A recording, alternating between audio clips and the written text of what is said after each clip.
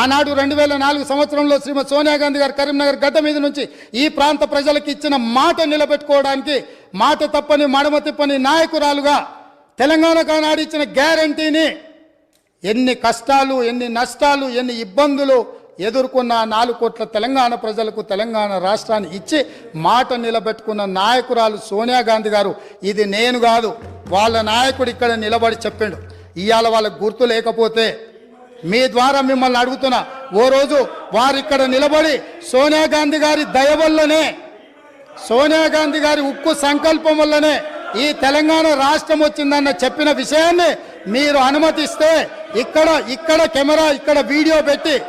ఇక్కడ మొత్తం టీవీ పెట్టి మీ ద్వారా వాళ్లకు తెలంగాణ ప్రజలకు నేను చూపించదలుచుకున్న అధ్యక్ష.